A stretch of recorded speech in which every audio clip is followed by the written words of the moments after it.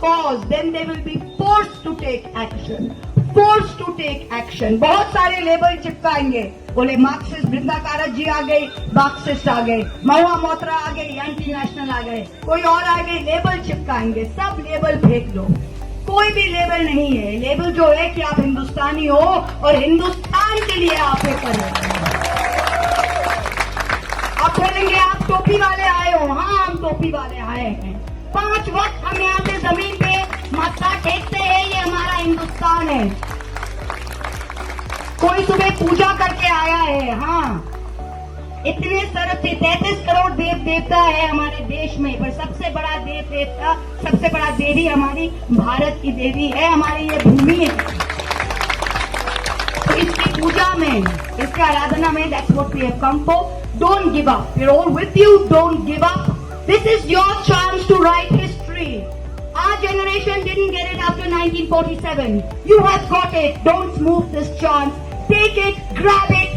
Stay with it. स्वागत है आप सभी का एक हिंदुस्तानी आवाज चैनल पर। आज की इस रिपोर्ट में हम जो बताने जा रहे हैं उसने देश की राजनीति में एक नया मोड़ ला दिया है। अगर वीडियो पसंद आया हो तो लाइक करिए, शेयर करिए और एक हिंदुस्तानी आवाज चैनल को सब्सक्राइब करना ना भूले। सोचिए, एक ऐसा आंदोलन जिसे शुरू में लगभग हर बड़ी पॉलिटिकल पार्टी ने नजरअंदाज किया, एक ऐसा प्रोटेस्ट जहाँ रोज युवा अपनी आवाज उठाते रहे और एक ऐसा अनशन जो हर गुजरते दिन के साथ और ज्यादा गंभीर होता गया। लेकिन फिर अचानक कांग्रेस के MP जंतर मंतर पहुँचते हैं, TMC की महुआ मोइत्रा खुद सपोर्ट देने आ जाती है। लेफ्ट पार्टीज पहले ही साथ खड़ी थी। आखिर ऐसा क्या बदल गया? क्या इंडिया गठबंधन को डर लगने लगा कि अगर इस आंदोलन को इग्नोर किया गया तो इसका सियासी नुकसान उठाना पड़ेगा? क्या सोनम वांगचुक का अनशन सिर्फ एक प्रोटेस्ट नहीं बल्कि सरकार और अपोजिशन दोनों के लिए पॉलिटिकल टेस्ट बन चुका है? और सबसे बड़ा सवाल, क्या ये मूवमेंट अब सिर्फ पेपर लीक का मुद्दा नहीं रहा बल्कि देश के करोड़ों युवाओं की लड़ाई बन चुका है? आज की इस डिटेल्ड रिपोर्ट में हम आपको बताएंगे कांग्रेस और TMC ने इतनी देर बाद सपोर्ट क्यों दिया, कौन कौन से बड़े नेता जंतर मंतर पहुंचे, सोनम वांगचुक की सेहत कितनी खराब हो चुकी है और आगे इस मूवमेंट का सियासी असर कितना बड़ा हो सकता है। इसलिए वीडियो को अंत तक जरूर देखिए। दोस्तों, जंतर मंतर पर चल रहा CJP का आंदोलन अब एक नए मोड़ पर पहुंच चुका है। सोनम वांगचुक और उनके साथ कई स्टूडेंट्स लगातार हंगर स्ट्राइक पर बैठे हुए हैं। आज अनशन का 7वां दिन है। हर दिन के साथ उनकी तबीयत और ज्यादा खराब होती जा रही है। डॉक्टर्स की रिपोर्ट्स के मुताबिक उनका वेट लगातार कम हो रहा है, ब्लड प्रेशर और शुगर लेवल भी नीचे जा रहा है। ये सिर्फ एक व्यक्ति की सेहत का सवाल नहीं है, ये देश के लाखों स्टूडेंट की उम्मीदों का सवाल बन चुका है। इसी वजह से आंदोलन को लेकर देश भर में चर्चा तेज हो गई है। सबसे बड़ा सवाल यही है, जब प्रोटेस्ट पहले दिन से चल रहा था तो कांग्रेस ने तुरंत सपोर्ट क्यों नहीं दिया, और जब दिया तो बिल्कुल इसी वक्त क्यों दिया? कांग्रेस के महाराष्ट्र के अमरावती से MP बलवंत वानखड़े जंतर मंतर पहुँचते हैं। वो सोनम वांगचुक से मिलते हैं, स्टूडेंट का हौसला बढ़ाते हैं और खुलेआम एजुकेशन मिनिस्टर धर्मेंद्र प्रधान के इस्तीफे की मांग करते हैं। ये सिर्फ एक MP की पर्सनल विजिट नहीं मानी जा रही। पॉलिटिकल एक्सपर्ट्स का मानना है कि किसी भी MP का इस तरह किसी मूवमेंट में जाना बिना पार्टी लीडरशिप की जानकारी के मुश्किल होता है। इसका मतलब साफ है, कांग्रेस अब इस मूवमेंट को ओपनली इग्नोर नहीं कर सकती। मैं पार्लियामेंट मेंबर अमरावती लोकसभा क्षेत्र से आता हूँ। अभी जो सोनम वांगचुक जी का कुपोषण चल रहा है, वो कुपोषण मैं वैयक्तिक स्तर पर मेरे पार्टी में देने आया है और मैं चाहता हूँ कि जो आज देश में लड़कों के साथ, विद्यार्थी के साथ जो चल रहा है वो उन पर गलत है और सही अन्याय उन पर हो रहा है। इसलिए मैं चाहता हूँ कि जो सोनम वांगचुक जी की मांग है, वो मांग को सब लोगों ने सपोर्ट करना चाहिए और धर्मेंद्र प्रधान जी ने राजीनामा देना चाहिए।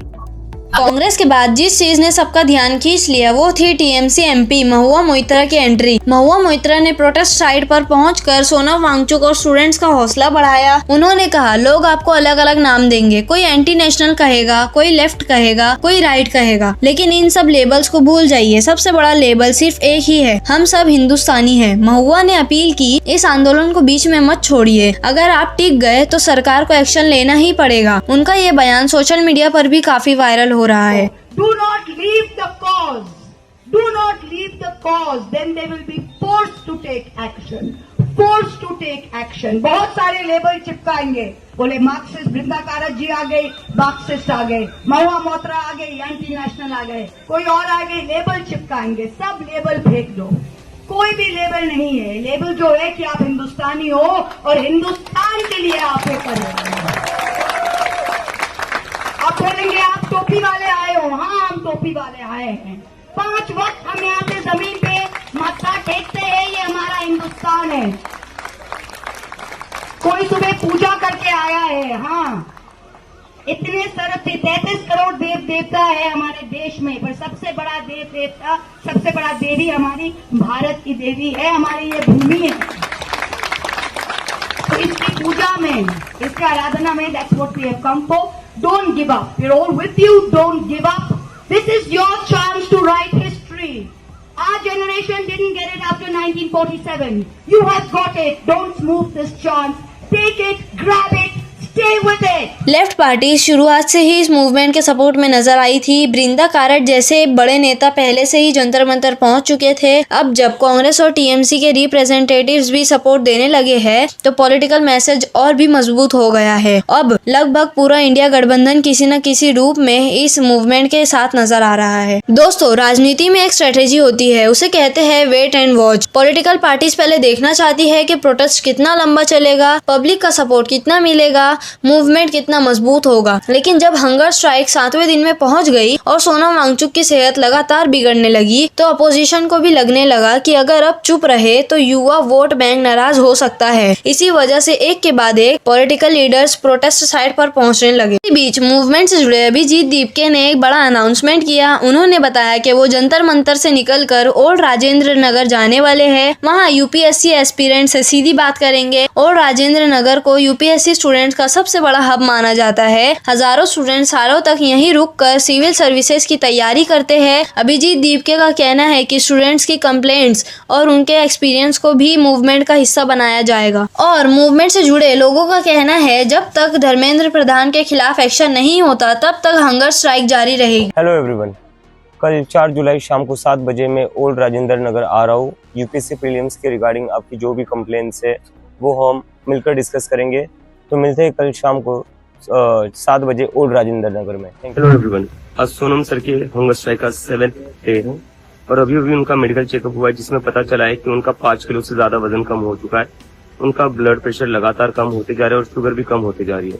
सो मेरी गवर्नमेंट से रिक्वेस्ट है, प्लीज आप लोग धर्मेंद्र प्रधान के अगेंस्ट एक्शन लीजिए।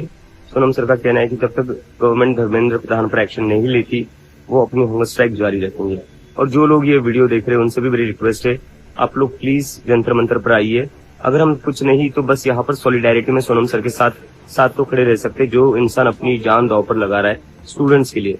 The least we can do is stand in solidarity with him here at Jantar Mantar. Thank you. Social media पर कुछ लोग प्रोटेस्ट की भीड़ को लेकर भी सवाल उठा रहे हैं, लेकिन ग्राउंड रिपोर्ट कुछ और ही तस्वीर दिखा रही है। दिन के समय भीड़ कम नजर आ सकती है, लेकिन शाम होते ही काफी लोग ऑफिस और प्राइवेट जॉब से निकलकर प्रोटेस्ट साइट पर पहुंचते हैं। इनमें सिर्फ यूपीएससी एस्पिरेंट्स ही नहीं, प्राइवेट सेक्टर में काम करने वाले युवा भी शामिल होते हैं। इससे ये साफ होता है कि मुद्दा सिर्फ पेपर लीक का नहीं बल्कि देश के जॉब सिस्टम और एम्प्लॉयमेंट क्राइसिस का भी बन चुका है। अब सवाल ये है, जब कांग्रेस, टीएमसी और लेफ्ट पार्टीज इस मूवमेंट का साथ नजर आ रही है तो क्या सरकार पर प्रेशर और बढ़ेगा? क्या धर्मेंद्र प्रधान के खिलाफ कोई बड़ा फैसला हो सकता है या फिर ये मूवमेंट और लंबा चलेगा? सबसे बड़ा सवाल, क्या ये प्रोटेस्ट देश की राजनीति का अगला टर्निंग पॉइंट बन सकता है? आपका इस पूरे मामले पर क्या मानना है? क्या अपोजिशन ने सपोर्ट सच में स्टूडेंट्स के लिए दिया है या इसके पीछे सियासी कैलकुलेशन है? अपनी राय कमेंट सेक्शन में जरूर बताएं। धन्यवाद।